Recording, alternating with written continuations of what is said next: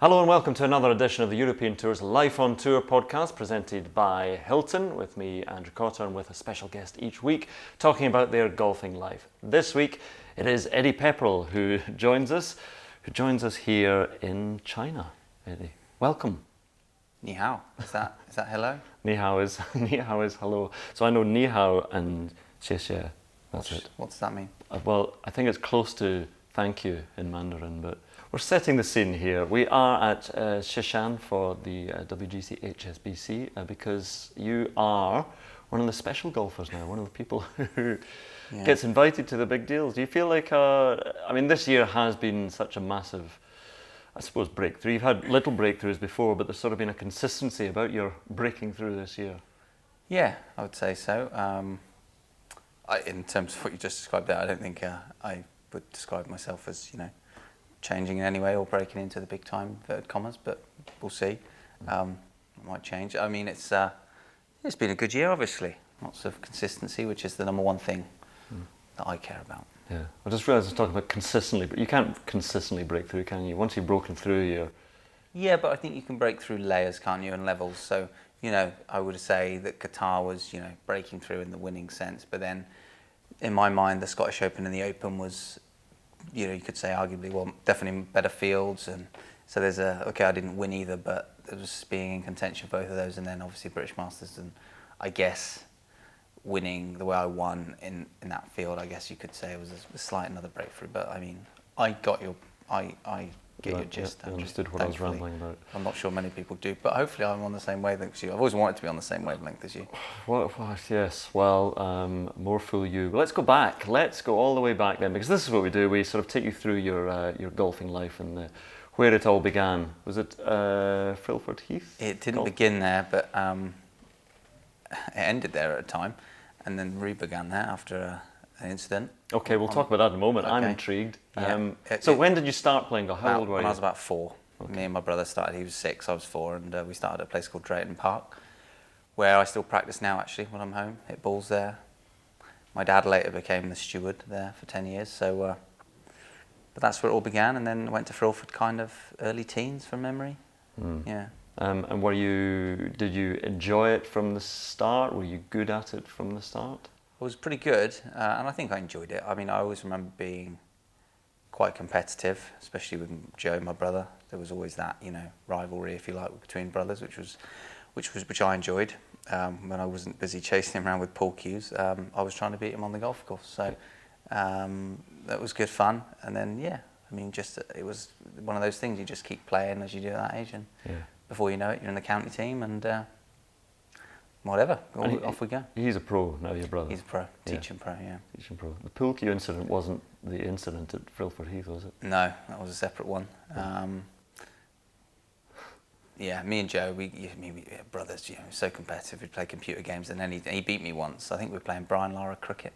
He was really good, and I couldn't bat, and he didn't give away his secret, so I lost the plot and chased him up the house and found a pool cue. He locked himself in the little cupboard in our bedroom, and I just pull cue through the door. So Jack Nicholson. It was a bit like that, yeah. So I've always been a bit of a psycho, really, but I think I've learned to just temper it down a little bit. Yeah, I want to go and find a copy of Brian Lara's cricket now. What was that on? It was such a good PlayStation. PlayStation, yeah. Original, okay. I think. Yeah. Excellent. I'm heading to eBay right now. So actually, I do need to talk about the incident then. What is the incident at Filford Heath? I was playing the club championship. I must have been 15 or 16. I was pretty good. I was one of the best there, sort of thing. Could say even expected to kind of win, and didn't go well. And on the 4th or 5th green on the blue course, I missed a 5-foot putt, and I went mad on the putting green. Big divot out the green. Had to repair it, but it was still quite obvious what had happened. And I got in a lot of trouble for that. I think I was banned for 6 months. Yeah. Wow. Yeah, that is pretty bad. Have you always had a bit of a temper or does that? Do you think that's something that children have and they learn to control it? Federer used to be a racket smasher when he was I think I can see me being a bit like Roger Federer. I think definitely, because my dad, I think took a lot of criticism. There was obviously people say you need to get that out of Eddie, but a bit like what we see in lots of golfers, even now, Tyrrell Hatton, people like that. You need that inside of you. That has to always be there, and it still is in me. But obviously, as you get older, you understand the boundaries a bit more, or a lot more, and what is not acceptable. See, I mean, I've seen the criticism that someone like Tyrrell Hatton gets for his temper, but I look at that and I think, I can't imagine the pressure that, I mean, I can see how frustrated, I would get frustrated. I used to get so frustrated playing golf. So for someone like them, I'm not so critical of someone like Tyrrell. Me neither. I actually enjoy it. I mean, I think it's quite, well, it's different, isn't it? And I enjoy that part of people's characters, but there are those that don't. But yeah. Club championship apart, the one that went horribly wrong with the divot in the green and the subsequent ban, your progress as an amateur was pretty impressive. Just take us through your honours or your timeline as an amateur. First big tournament I won was called the Wee Wonders up at St Andrews. Beat Jonathan Bell, who now caddies for Tom Lewis, but caddied for Tyrrell last year. He was the boy to beat at that time. Beat him. That was a big deal because it was a national kind of tournament at the age of 12. I remember going up there and then I won the Reed Trophy, which was under 14s. I was a good junior. And then I got to kind of 17, 18. 18, I had glandular fever for a period, which set me back about a year. But I was always a steady amateur, not a world beater by any stretch of the imagination, though. So, but yeah, nice progression. But when did you realise that being a pro golfer might be an option and might be a possible career? Well, I never thought anything else was going to happen. It was always, golf was my life, and it never occurred to me that I may not be a golfer. It wasn't until I turned pro and realised all this is going to be difficult. I haven't got the English Golf Union there to pay for me and to back me up. I've now actually got to think about this and take responsibility, which is, we might get into, but the number one thing we must do as human beings. But when that happened, it definitely set something in motion with me, I think, in my brain, and that's where I am now. It's been all just a kind of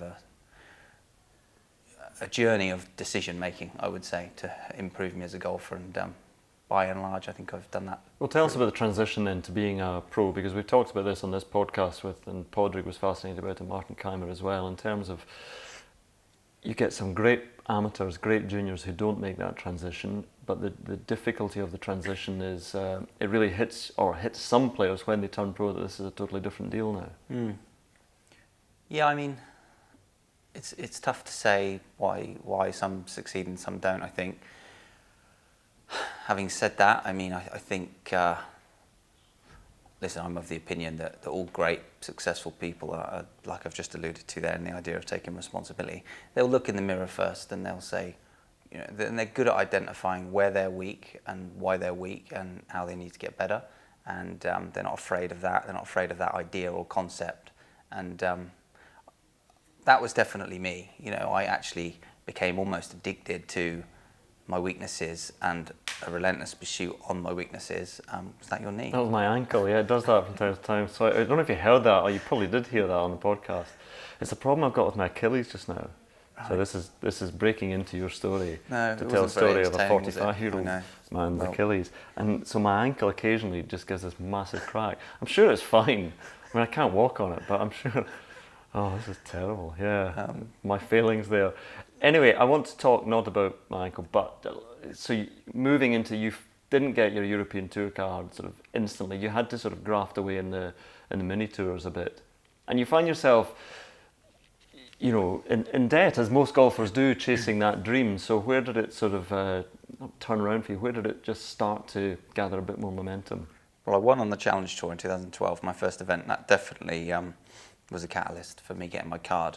You mentioned debt. That was the week, actually. Ironically, I went to pay my hotel bill and couldn't. So where was that? This was in France. Yeah. I think Laurie must have paid, or my mum ended up paying, or Laurie paid and my mum paid him back. But is that Laurie Cantor? Yeah, he's always been there with me on the journey, and we're both a bit messed up for it, I would say. But that was the first time I experienced being in debt, and it still haunts me, really. Really? Yeah, it does. I really, really hated the idea that I owe somebody money. I hated it. It scared me. I actually was, you know, I found it very uncomfortable. Yeah. Was that the first time you sort of realised that because when you're an amateur or a junior, as you touched upon there, you have your family or the federation union supporting you, and suddenly that, you know, it's all on you. Yeah, but you know what? I love that. I really do. I mean, it's beautiful, isn't it? Really, because it brings something out in an individual for good or for bad, and it ultimately ends up either beautiful or destructive. But that's life, and you know, I think it's good. So getting your European tour card onto the tour, that 2013 would have been your first. It was.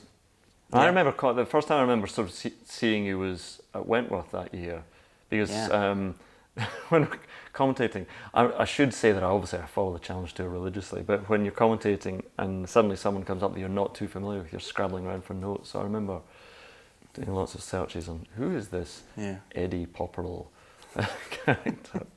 But that was so Wentworth. That was a huge deal for you to be in a tournament that size and finishing so well. It was. Could have won it. I mean, I hit it out of bounds on 15 in the final day. I think I tied for the lead at that point. So, you know, at least at that point, I didn't know that I was bottling it. Whereas in later years, I knew I was going to bottle it. Is that? Do you think it was that the pressure? Well, tough to say. I mean, you know, 15's a horrible hole. You haven't got to hit the worst shot in the world there. Did it out of bounds, but I did. The good thing about that week was it was, I think, the first week where I just started with a new coach. And is that Mike Walker? Yeah, and I found that my level just improved thanks to him. So I was just better at golf all of a sudden. But I managed to transfer that over into a result and into playing good golf under pressure. And that's something that's definitely remained up to this point now. So what, you know, that was really pleasing because I didn't get in my own way. Once my skill level improved, my mindset never got in my way of me having good results and contending to win what was the biggest tournament of the year and still is. So that was a really encouraging sign, and something I still feel like I do quite well to this point. But at the same time, other things are happening. You qualify at Walton Heath, a place which you obviously are very fond of now, but for the US Open, so your first major, go and play at Merion, and did you feel not out of your depth, or was it a bit of a shock to the system? I clearly wasn't good enough. I mean, you know, that was simple. But in terms of being at the event, and I wasn't afraid or anything. It was enjoyable. I mean, it was, you know, I remember walking off. Actually, it was a rain delay one day, walking off at the same hole as Rory. I think it was Rory, Adam Scott, and Tiger Woods first 2 days, and you know, it was crazy just to see the amount of people shouting Tiger's name. But you know, none of that bothered me. It was just a simple case of I wasn't good enough at golf to be ready at that level. But were you ready psychologically for being an adult with all the responsibilities that every adult has in whatever job they do, in terms of you've got a bit of money now, you know, setting out on that journey, buying I don't know, what were you doing, buying a house? Were you? I had bought a flat, I had bought a flat. I bought a flat at the end of my rookie... Oh no, I hadn't bought a flat, no, because that was still my rookie year. So I don't know what I was doing back then. Does anybody help? Who helps you with the advice and getting on tour and preparing for all those things? Sometimes the most depressed I ever feel is when I think back and realise that my parents used to have to pay for our holidays. Mine and Jen would go away, and it was on my mum and dad, and it really makes me feel sad. So yeah. Yeah. Well, there we are. That's part of life as well. Take us on through 2014. I mean, every golfer has, as I say, the peaks and troughs and the dips in form. It's not a sort of smooth line of improvement. Did it feel that way to you? I think it can look smooth. Like the thing is with golf is a year is such a long time. So you know, even 3 months, Christ, as a golfer is such a long time. Within those 3 months, within that year, there's going to be really frustrating moments, but that might not look that way to the outside world if there's a general improvement. That would describe nicely my career up until this point, and even to a degree this year that was like that. 14 was quite a tough year because I'd had a pretty good rookie year, beat my expectations really, I suppose, and then had a really tough start to 2014, and had bought a flat at the end of 2013, so had your mortgage and this type of stuff. That never knew what that was. With Clydesdale, actually, was your part of the world. Really? Yeah, Clydesdale Bank. Yeah, no, those are the really obscure banknotes that nobody will accept in England. Anyway, yeah. No, it's true. And then 2014 ended up being a good year. Got to Dubai. Yeah. So yeah, definitely there was some nice. It was all good, really. I would say up until 2016, when I definitely lost my way a bit. And then the other thing that people might have known you for, as well as your golf, was writing about the life of a golfer. And it's like people look at it, your blog that you wrote, and go, amazing, a sports person who can actually write and articulate things. So why did you start doing that? Well, I came across a good writer and a good comedian who I still employ to write my Twitter stuff, and Outsourcing wise. I'm trying to outsource my Twitter to Frankie Boyle, but he's expensive, and that He would get you in trouble. He would get me into trouble, so I might have to settle for, I don't know, Ricky Gervais if he would. But no, I mean, the writing just came along. I don't know, end of 2012. I wanted to say I was doing quite a bit of reading at the time. So because you said, like a lot of youngsters, and dare one say sportsmen, they're so focused on the job that they don't necessarily read a huge amount, and you put yourself in that bracket you hadn't read, and then you started. Yeah, I read Lawrence Dallaglio's book. It's in the Blood was the first book I read, and then just spiraled into all sorts of different books. I would probably put much of my blogging though down to people like Malcolm Gladwell, because I started reading his books. So he's the outliers. Yeah. Outliers? So he's exactly. He's that guy. Is that the 10,000 hours of practice? Is what it's sort of known for? Anyone who wants to succeed at something, the real experts have to put in 10,000 hours of practice. Yeah. So now that, from memory, was more like Matthew Said, Bounce, that type of. I'm not sure. Malcolm Gladwell definitely probably was more on the nurture side of things, right? He's a, he looked at topics incredibly different. Well, he looked at topics differently. He looked at scenarios differently, and he was the guy that all of a sudden got me thinking about my own experiences and careers, and looking at, actually, no, you could look at it from a different perspective. I gradually understood an idea of having a perspective on something and a perception of something, and it was through books like that definitely changed my way of thinking, and then it led to me writing my blog. And But having perspective is a great thing I'm sure for a lot of golfers or sportsmen and women, but overthinking is sometimes a dangerous thing, do you think? Because when you overanalyze things, you start to look at things too deeply, then... Oh, it's only a problem if you come to the wrong conclusion. I mean, I don't think you can overthink anything. The reason we are so brilliant as apes is because we have these amazing brains. So I don't see why you should ever limit yourself to thinking that you shouldn't think. Because life would be so boring and limitless, And I just think it would be limited rather than having the idea that discovering things and experiences and using your brain to. I love that, and I mean, those books definitely got me in that. What do you think about when you're on a golf course, when you're in a tournament playing? It's a long time to be out there. It's a long time, yeah. I get really into my process, even in between shots. I'm often wandering around doing silly things with my hands and arms and shoulders, trying to feel things. I do get heavily involved in the process of my technique on the golf course. And then other than that, switching off, I don't know how well I switch off. I don't know. Yeah, it's tough. The blog that we touched upon sort of opened up. You sort of laid yourself bare a little bit in saying, actually, people who think that the life of a sportsman is all fun and glamour actually can be, as you put it, quite a lonely place, especially when things are not going well. Yeah, I mean, I don't think it's any different to anybody who travels and is in business or is in any line of work that's remotely competitive.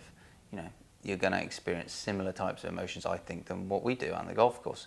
So my blog and my Twitter, to a degree, has always been about, to a degree, that the idea of discovering that reality, that we're not very different to maybe you guys at home. We're very good at golf because we've done lots of things over our lives, and that's our chosen path, right? But I still think,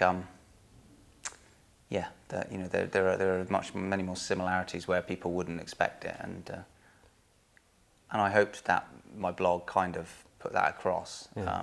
I don't know, it was quite a long time ago. I mean, yeah. Yeah. And I've always found writing really easy when I've really struggled. Yeah.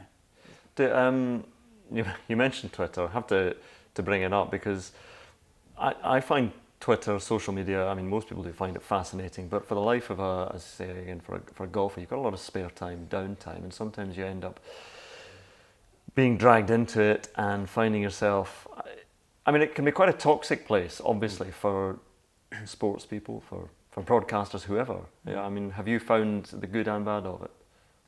It's been mostly good. You know, I don't really receive any abuse.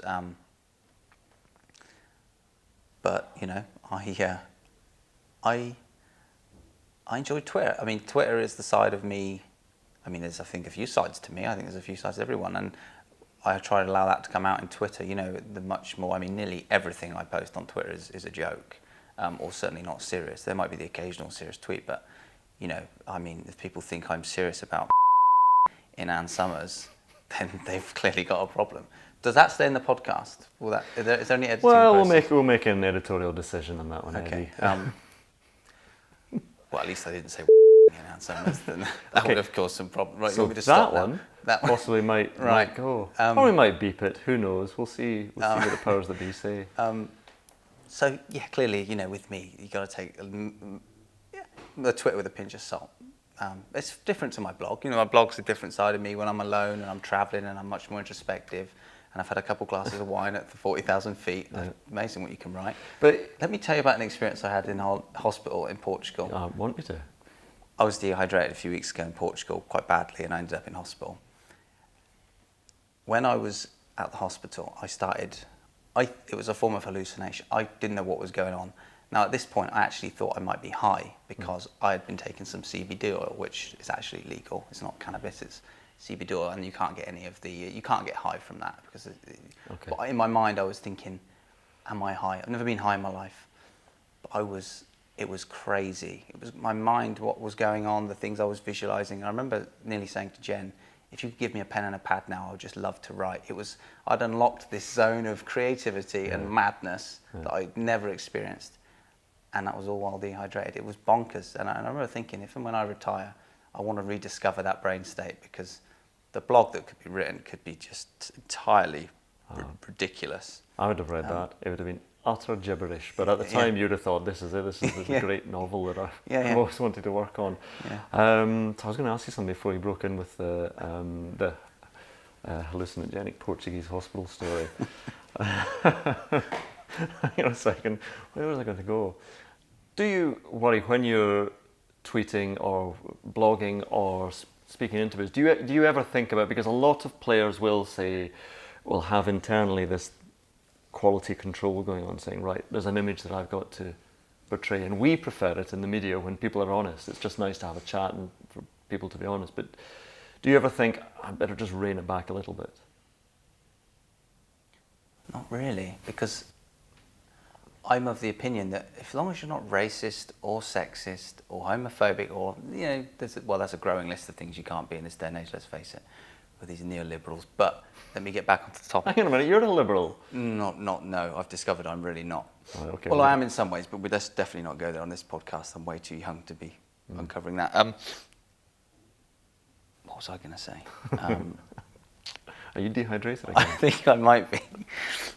Spicy beef I've just had for lunch. What was I going to say? We reached the point where we found out that you weren't you're crossed with neoliberals. Twitter. Yeah. So protecting yourself by not being yourself. Yeah. No, I'm not. You know. So yeah. To my point, as long as you're not those few things that I mentioned, I think you can say anything, because fundamentally only somebody can disagree with you or find you unpalatable. Well, I don't care. You know, there's lots of people I don't want to listen to, but I'm not going to try and get my point of view across to change them in any way, shape or form. I mean, that's and I don't feel a responsibility as a golfer on the European Tour to be portraying myself in a certain way. No, I don't. But you don't think there's an image to portray of, I don't know, the European Tour as selling it as a product and doing the right thing? And well, I don't know. I mean, I don't know what to say, because I can be like the other golfers, you know. Now, I'm sure the other golfers they're all great. I know them all, and they're great. Or I can continue being me on Twitter, but I would have a hard. I think if I came off Twitter, it would just be a lose-lose for myself, and to a degree, and maybe the public to a degree, and maybe even to the European Tour to a degree. I don't know. What about sponsors then? Because again, you're one of those ones that flooding in.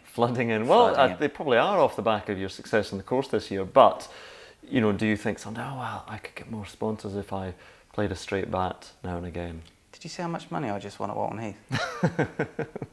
No, I must go and check the Clydesdale bank. I shut that down.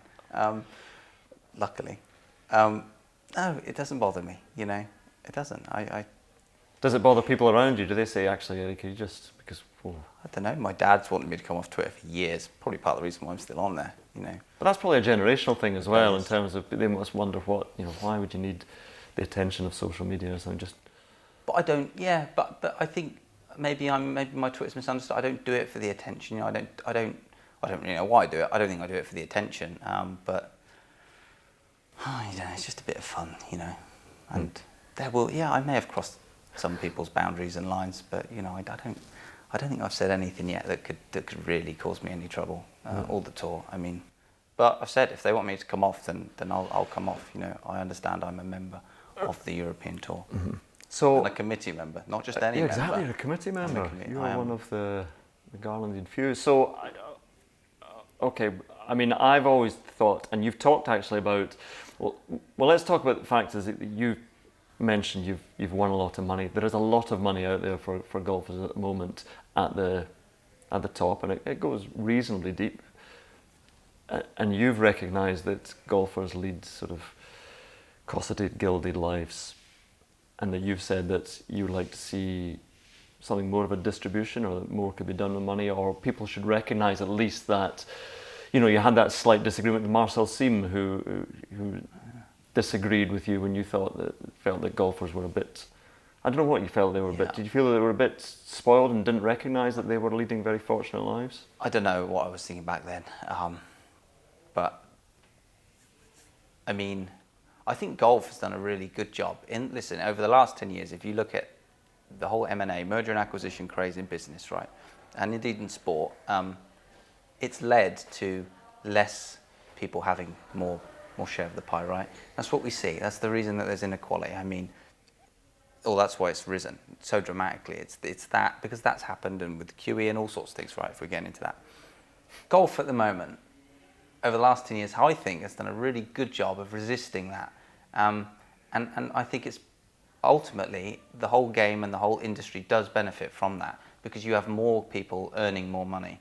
Now, it's always going to be the case that you have your Rory McIlroy's earning huge amounts at the top and whatever down the bottom. But when you compare it to, say, tennis, it's a lot more evenly distributed down the scale. So, and that's a great thing, because take me for example. I mean, I've probably donated over 50 grand of money to charity. Now, the only reason I've done that is because I can afford to do that, not because I'm a nice guy or a charitable guy, you know, but because I can afford to do it, and because there's come a time where I actually want to do it.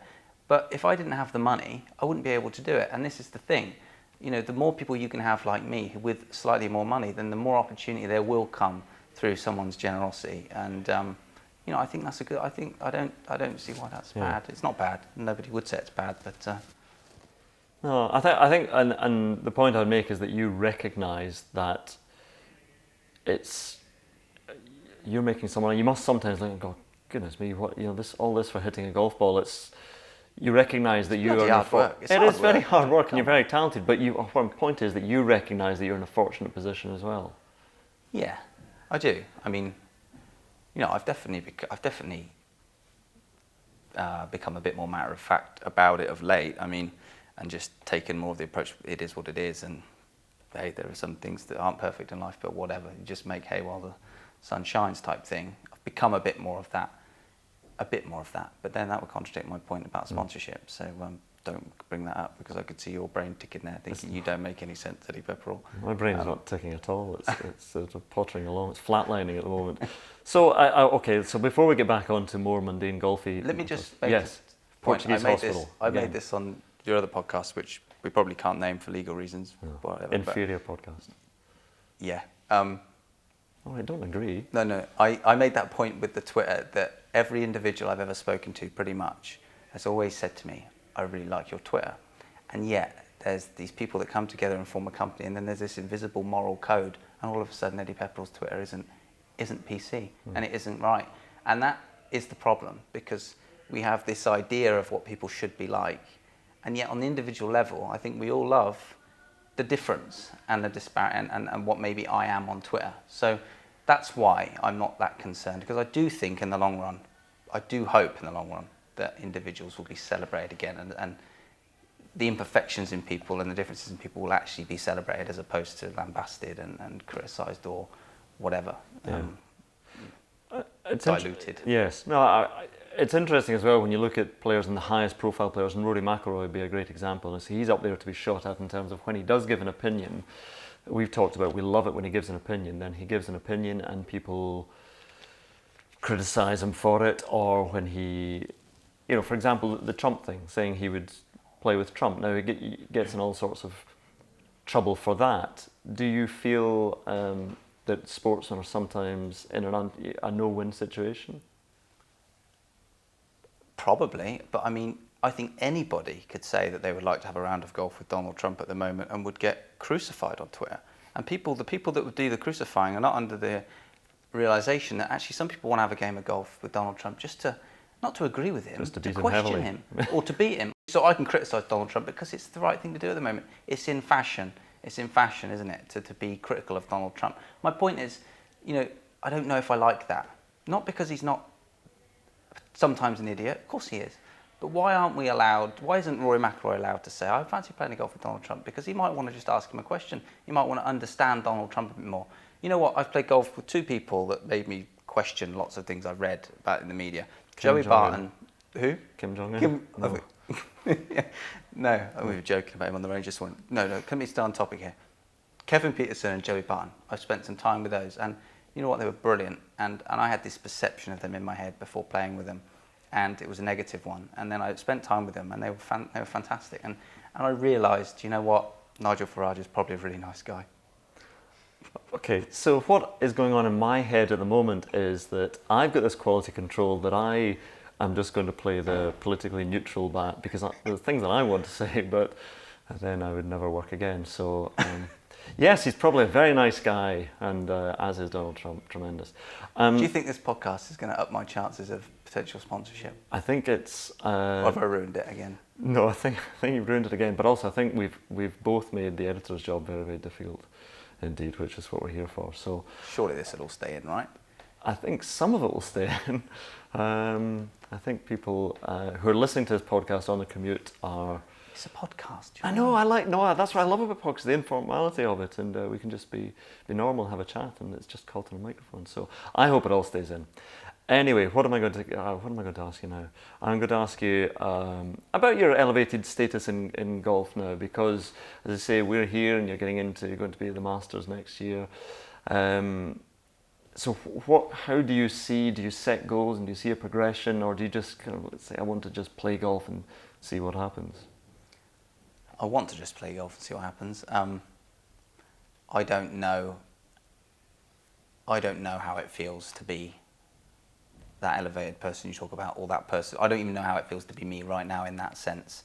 I wish I had more of an object. So if you were doing it, I know how it would look. I know how I would feel about Matt Fitzpatrick doing it, or Tyrrell Hatton, and it would surely be impressive.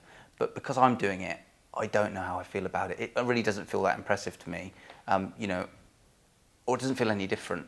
Nothing feels really any different. I'm just still playing golf, and I'm playing a bit better on occasions, and it's whatever it's doing, what it's doing for my world ranking, and I kind of want to keep on that.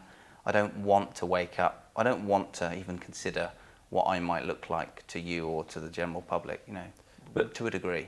Do you look at players like in the top 10, whoever it might be, McIlroy, Johnson, Koepka, Rose, or whatever, do you see them as different creatures to you?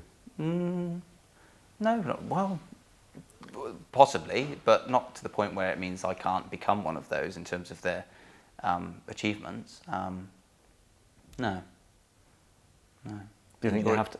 Well, I'm just wondering if do you think you have to have a mentality, a psychology that they have, or do you see yourself as focused as them? Because again, we see this person who's a slightly different character, and I think people then associate that with, he must not be quite so zoned in. Yeah, that's obviously, listen, you don't get good at something by not thinking or by being lazy. I'm not lazy. I clearly go about it differently to some of these guys you're mentioning, but no, I think I'm highly focused when I need to be, and there's that bloody ankle again. I'm slightly worried about it, actually. I'm going to go to some hospital in Portugal, get it You checked out. definitely get some good treatment over here on it. Some Chinese medicine. Get some acupuncture on it. Well, acupuncture is good for it, yeah, absolutely. It is. There's the place. Lost my train of thought again. Oh, exactly. I'm so sorry. Talk about the sort of the players at the very, very top of the game, and we sometimes see you perhaps as not being as, I don't know, as cold and clinical and focused as they are. I was pretty clinical and cold at Walton Heath in terms of my focus and my determination to win that tournament. I surprised myself there. Yeah, once you got mittens from your mum. My mother. Yeah.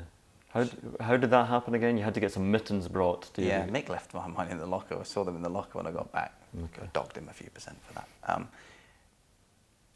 Mum just saw I was cold. So she, bless her, came and gave me her mittens. Yeah. Okay, well that leads us nicely into home life, because I'm a dog obsessive as well. Your dog Gus is. Well, how do you find leaving the travelling around the world and leaving things behind? Is that just a sort of occupational hazard of the job? You know, I'm my best self in transit. That's what I've discovered. And when you travel a lot, I think that happens. I think when you're home for too long, you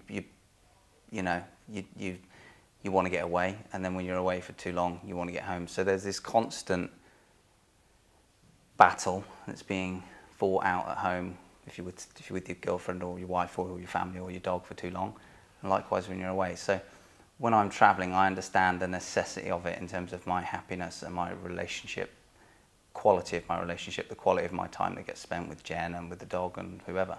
So, of course, I love being at home with the dog, but I don't feel terrible when I leave him, because I know there's a beneficial, other than the fact that I'm going to work. Obviously, there's another benefit to doing it. So, I try to add some level of reasoning or logic or whatever above my emotional kind of state, if that makes sense, and then it tends to dampen my emotional spirit.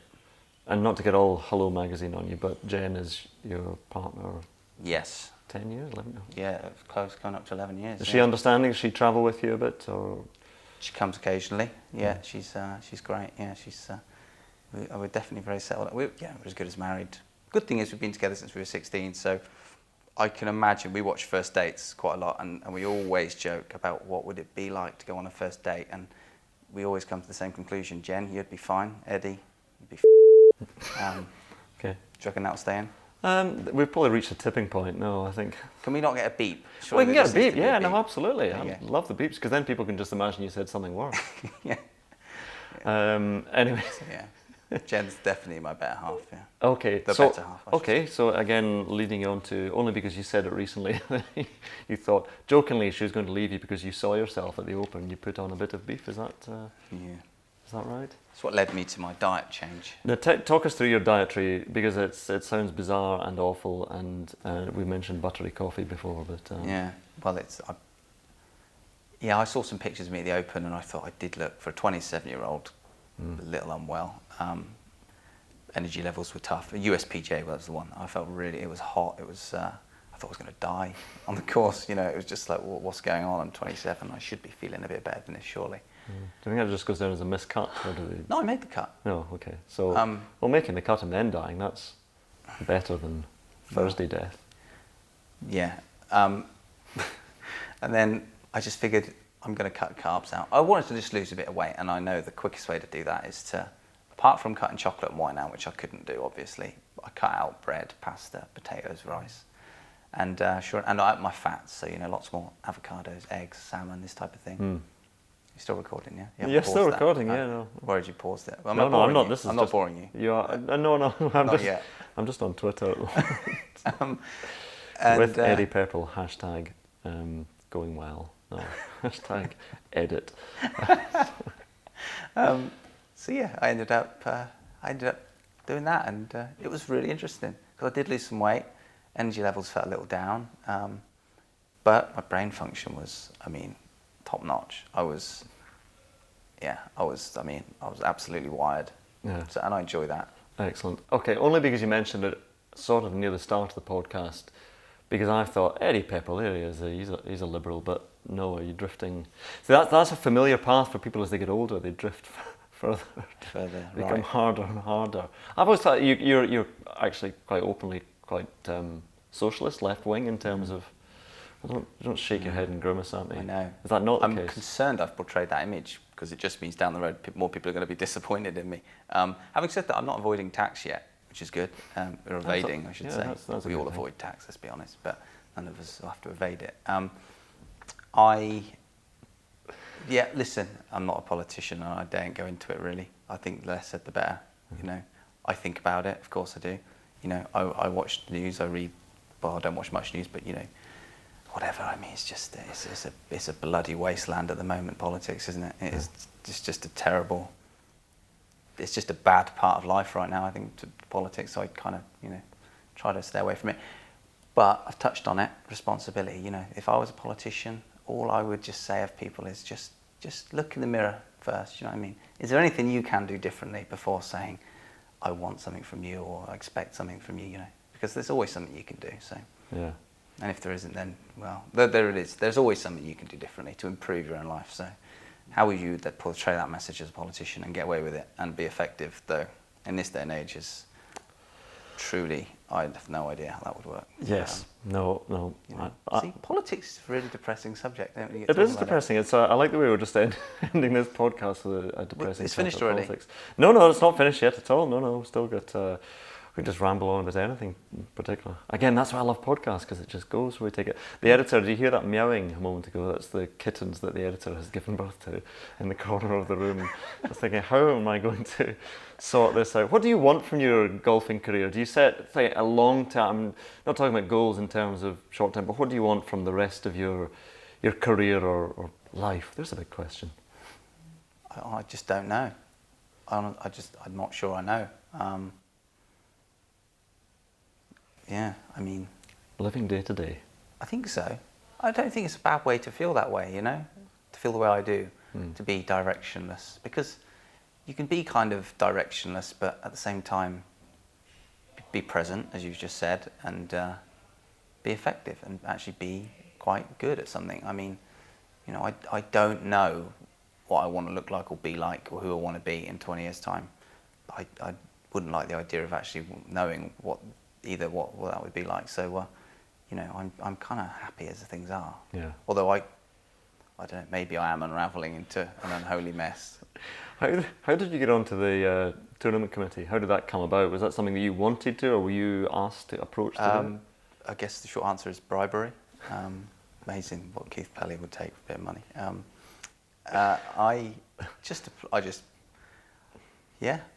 don't know. I just put my name in the hat and. Do you enjoy it? Do you enjoy the? I have done. I mean, you know, definitely can't talk about so many things. So, yeah, I would say I have done. It's been good to be in the same room as people like Thomas Bjorn, Lee Westwood. You know, these guys who are big voices, obviously big characters. Just to see them in a different off the golf course, because you know, hey, you see somebody like Thomas on the golf course and he's flat out miserable, but you see him off the golf course in that environment, and he's actually fantastic and very thoughtful and has got so much to give. So, you know, yeah, and it's just been interesting to actually have a couple of debates, get an understanding of the politics of something, you know, because it's crazy, obviously, when you start having to make decisions and envisaging the outcomes of a decision. Obviously, you know, understanding cause and effect, that type of thing. It's just crazy complex. So. Yeah. But to have a little taste of that's been quite nice. Actually, I meant to say one thing I meant to ask you about, and then we got distracted by various dark alleyways. The Ryder Cup, because you came close to getting on that team, and you joked about, you know, I would have only have lost, you know, I would have contributed 0 points. But I think most people know that's probably not true. And just say, well, yeah, I think most people know that's really true. No, that's just a good, healthy dose of self-deprecation. But you must have been frustrated to just miss out. Not really. It was never an expectation to make that team, and I never expected a pick. Thomas would have been crazy to have picked me.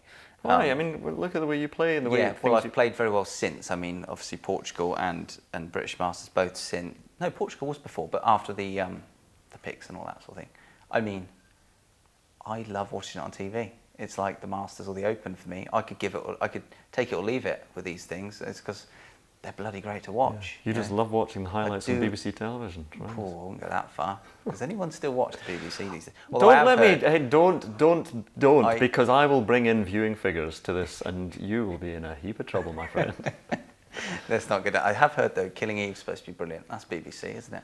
Killing Eve. It is supposed to be brilliant. Yes, no, You don't get I don't where watch you it. live. No, you just walk the dogs in the cave on the mountainside. I imagine that you come from a place. Have you seen Game of Thrones?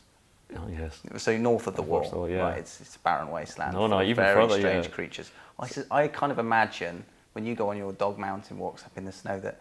Do you ever come across like White Walkers? White Walkers or big? I'm one of the White Walkers. This is, see now, the thing is, people listening to this, will be a very small percentage watch Game of Thrones because we think it's a big popular programme, but it's only a tiny... That's mad, isn't it? Relatively. It's the most amazing show I've ever seen. Yeah, I can't wait for the next season. When is it coming out? It's supposed to be in the spring. So good. Anyway, again, a little dark alleyway there, so I can't even remember what we're talking about. But shall we wrap it up there? There's got to be a couple more questions. I'm in no rush to go back onto the range. Come on, what else can we... What else can we talk about? Okay, right, I've stolen your phone, Eddie, and we have on your Eddie Pepperell election manifesto. So good, they're written in bullet points here. So this is what... Was this to get onto the committee, or was this once you got on the committee? This was my proposal, yeah. Okay, so improved food options for caddies. They do okay, don't they? Mm. Some of them looking a bit gaunt. Not many. Maths and English exam retake options for caddies. Really? You're not making many friends with the caddy fraternity here. No, well, see, there you go. I had to hit them, didn't I? I was like, Eddie's great. Oh, Eddie's... What? Yeah, give and take. Exactly. That's my philosophy. 40-second shot clock, only for players who voted for it. Yeah. There we are. So what about the big talking points? You don't think the game it matters much that it's 2? Because I don't think we can ever get around a golf out here under 4 hours. And my argument is 4 hours is still a long time. Yeah, 4 People hours want is okay. 2 hours. People maybe want 2.5 to 3 hours. We are never, ever going to get around some of these golf courses in under 4.5 hours. Okay. How long Not is your possible. Pro-Am round today? Today was 4.5 hours. Well, that's quick for a Pro-Am. It was brilliant. Oh, of course, it was a 3-ball after 12. Because he walked off. Right. Okay. Oh, look, your David Howell wasn't your in phone front of shut me. down, so I've got to. If you could just Alright, give I me haven't your got a code, password, which that'd be is great. probably dangerous, No isn't it? password. That is dangerous. I'm going to steal this, and there are going to be some tweets about. I don't know what. Right. Okay. Preferred lies at Italian Open. Okay, Perpetual. We'll skip over that one. Paper water bottles at all events be an environmentally friendly tour. There we are. I was with my girlfriend at the time when I wrote the manifesto, and So you're that's just her trying to influence. appear right on to her. I think it's a good idea. No, it You is know. good. It is good. Plastic It's Ocean, have you absolutely. seen all that stuff? It's Oh, it's pretty awful. scary, yeah. Of course Awful. you've seen that stuff. Of course, I've seen that stuff. Raging liberal. I am a raging liberal. Actually, I'm the rage and I'm a liberal. Right, vegan options at all events for the Australians. Why just the Australians? Oh, I see, because they're not vegan, because they love their... No. Australians are really healthy, I found. All of them. Okay, there we are. Let's Yeah. generalise. I've met 3. They are healthy. They are. I've never been to Australia, and I've met 4 tour players from Australia. They're really healthy They people. are. Yeah, they're Really tremendously healthy people. exceptionally healthy people. You've not been to Australia? Never been. Oh, you should go. Go in the winter, every winter. Down to Melbourne. So vegan options at all events for the Australians. 24/7 camera on Tyrrell Hatton.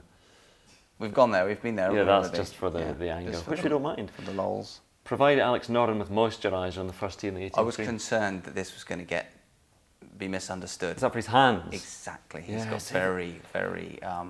Well, he's ground Coarse. himself into on the practice ground. Exactly. He's got calluses. Exactly. Do you not? And the reason I said that is because you only shake his hand on the first tee, obviously, and off the 18th green. Oh, and so- is it was, dry? It was the shaking hand thing, you know, okay. not to be horrible to Alex. I mean, he's No. a lovely guy. Oh, lovely God, he's a looking. good-looking guy as He's well. a lovely looking guy. Actually, he's getting really good with age, I think, Alex, I must say. I think he's possibly the best looking guy out there, is he? Adam good. Scott, when you see Adam Oh, Scott Adam in the Scott. flesh, No, it's- you're right. it's You've kind of- trumped me with Adam Scott. Yeah. Not trumped me. You can't say that anymore. But he's Obama'd me with Adam Scott. Right, Adam Scott. Adam Scott 1, Alex Norton 2. They're the best looking guys out there. Introduce a bill eliminating the possibility of any fines being handed out through activity on Twitter. Have you been fined at all for anything you've said on Twitter? No, I haven't, but... It's amazing. We should start that. Okay, do away with appearance fees. There we are. What's wrong with appearance fees? Get the big stars? That's what the public Yeah, get. I've changed my mind now, because I might get a few next year, so... And allow dogs in the players' lounge. Who wouldn't be? There we go. So I took my Ahead dog. of Spanish players, actually. Well, Yeah. Ahead Oh, of Spanish players. we edited that bit out, didn't we? So Okay. that will make no sense, that joke. Right, so we'll probably have to edit Probably that have out to edit anyway. that bit out as well. It's a standalone Christ. edit. So I'm all for that. Allow dogs in the players' lounge. I am all for that. I took my dog once to a media centre. I think it was at the Women's Open actually, and some of the journalists did not approve of that. Really? But she was just wandering around, making everybody being happy. And This is the white one or the black one? this is the black one, Olive. She was the only one. She's at the time. oldest. She's the yeah. How So this is the old? thing. Eddie knows dogs. Yeah, so Olive just wandered around, wagging her tail and asking people if they wanted help with their copy, and some of the journalists did not care for it at all. But so I've gone after them. I'd like to know which journalists. Actually. Well, So that in future they've I made a can powerful blacklist them. enemy. Oh, they made quite a weak enemy in me. So there we go. Do you think any of those will come to pass on the manifesto? I can't see the appearance fee changing. No. No, some very greedy men out here. Moisturiser for Nornitas then. See, we've done that thing. We've taken away with a bit of criticism, saying he's got incredibly calloused hands, but we've given by saying he's the second best looking guy out there. Exactly. Let's talk about Qatar, Eddie. Your first win on the the European. I had quite a lot to drink the week of Qatar. You know, there's definitely a recurring theme going on here with me. And So during the tournament, or just yeah, in the practice I days? drink most at golf tournaments. I don't drink very much when I'm home, but when I'm away, I tend to find that I need at least one glass at night. Right. Sometimes two. And Okay. if it's been a bad day, whatever, it might be three. Okay, I But- really should stage an intervention at this point Yeah. here. So, but Qatar, I had my Friends and sponsor family. out there. Laurie was there. Manager was out there again, and we had a really good week. And I'd played terrible the week before, and I just started with a new coach. It was so unexpected, and then went and shot 7 under day one, and just felt amazing. The game felt great. Isn't that frustrating as well, though? Because you think, where did that come from? How can I replicate that? You know, British Masters 2 weeks ago, Pro-Am, the worst I've played. Worst I've played for months. I was angry, didn't want to be out there. It was falling out. We didn't fall out with Mick, but we had a disagreement at the caddy. It was horrific. It was like the least enjoyable Wednesday I've had for a long time. I go and win the event. And I played with the club captain. And then I saw him every day on the first tee because he was starting us off. And his face every day was like, "What are you doing leading? I played with you Wednesday. Yeah, you were awful." horrendous." And then I had a drink with him afterwards on the Sunday, and he couldn't believe I'd won, you know, and because I was terrible. And so it does go to show, you know, you just never know what to expect. It's just a bonkers game, really. But and the Open as well, because your approach to that, and people turn up at the Open, you know, when they get to play in the biggest of them all, and they're there on the Monday practicing, Tuesday practicing, Wednesday. What practice did you do for the Open? I flew into Glasgow actually, and hired a car and was out of there as quickly as possible. That was on the Tuesday, and then Whoa, what are you saying about Glasgow? I don't know. I just love Edinburgh. That's what I'm saying. Oh no, Glasgow's a better city. See, I'm ostracising people in Edinburgh now. Edinburgh's lovely, but Glasgow's got a better mix to it. Well, you know, whatever. I like Edinburgh. Whatever. But I drove across, did a bit of practice Tuesday afternoon. I was quite tired. Didn't fancy playing, and just practice Wednesday. You know that. I've utilised that approach a few times, and I think more about my energy levels, more about my game. You know, how does the swing feel? Because you know, it doesn't matter how well I could go and play Frilford, but if I'm swinging it like an idiot, then I'm not going to shoot 6, 7 under par. So it doesn't really matter how well you know a golf course, especially at this level, because there's so many good players. If your skill set, it's the number one thing. You know, people talk about mindset or physics. You've got to be really good. You've got to have your skills under such control, and that's all I really ever try and focus on. So that was my approach for the Open and the Scottish Open as well, to a degree, because I had no practice round there. Yeah, and I mean, no practice round. That's amazing. Yeah. So knowledge of the course to you doesn't really mean as much as because if you've got a caddy, they're giving you, as long as you're hitting the ball well. Well, I don't listen to the caddy either, but you just got to hit the golf shot. It's pretty obvious what you got to do, and there might be the occasional tee shot or hole where you're like, well, what is going on here? But that's not the case with Carnoustie. I'd played it a few times. I didn't appreciate how bouncy it was. I will say that. When I got on to, I think it was the 5th tee. It's a short par 4. You lay up in between 2 bunkers, and it was into the breeze. And the layup point was like 240 yards, and Mick said it's a 5-iron into some wind. And I looked at him and I said, "You've got to be kidding me. You know, this is going to pitch 180." And the 5-iron did go about 235 yards into the breeze, you know, and it did blow me away how firm it was. So, Yeah. you know, I could have maybe won the Open if I'd have actually, tried on the practice days. But then again, Andrew, knowing me, I would have missed the cut. No, fair enough. And I stayed in Forfar that week. Have you been? Yeah, well, there's no such place as Forfar for a start. Forfar. Okay. Ah, Forfar. Forfar. Well, that's the joke, isn't it? 444 East 55. Yeah. I stayed in Forfar. Stayed in Forfar. Yeah. And that was. Oh, gives me the shivers just thinking about that place. Because it's so lovely, is what you're about to say. Stuart Wilson, Football coach. former British amateur champion, Forfar. Oh, really? For 10 years There was a ago, lovely pub in Forfar, I will say that. Food was really good. Apparently people travel quite a long way to go and eat at this restaurant. And we met a waiter, can't remember his name. He was a guy from America. He was a black guy from America. In Forfar? Right, exactly. And we were there and we were like, how does it happen that this fella from America ends up in Forfar? So we got speaking to him, and he was from, I think he was from Alabama or something, and he just said he came over and just ended up being a waiter at this pub in the middle of nowhere. So he wanted to be in Forfar. It was, there's clearly something going on in Forfar that I am not aware of, but maybe I need a piece of. Interesting. There we go. And actually, when you had that good finish and you sort of, this is what you say, in interviews, you said, I was hungover last night. So throw away quite funny line, and then people just latch on to go, oh, Eddie, what a character. Yeah. Did you expect that kind of? Oh, the thing is, I'm concerned people think of me as like a bit of a party boy now, and that it couldn't be further from the truth. I'm like I said, you're more likely to find me in a tweed jacket in a library with a bottle of wine, depressed, than you are in a nightclub, with 5 or 6 women around me, at a booth. No, that's never going to Could have been turned away by your tweed jacket. You don't have a tweed jacket. I don't have a tweed jacket. I don't know why I said tweed jacket. It's got an image. Do you have a tweed jacket? Nobody has a tweed jacket. Actually, they do. Of course, lots of people have tweed jackets. Of course, I don't have a tweed jacket. No. I'm from I actually had to wear a jacket the other night. We went to a place called Le Manoir. It was in Oxford for dinner. It was beautiful. We had to wear a jacket, and I haven't owned or bought or wore a jacket since 2015, I think. Right. And I put it on, and it was so tight. So I had to throw a couple shirts away. Really? And just one of those moments again where I just feel very inadequate and kind of, sad. I think we should leave the podcast on that note. That is a beautiful place to leave it.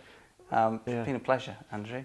I like the way you're just wrapping this up. This is tremendous. Yeah, no, thanks very much. You better wrap it up, actually. Thanks, no, thanks to Hilton. Yeah, exactly. I'll do the formalities. Well, thank you very much, Eddie Pepperell, for sharing your life on tour.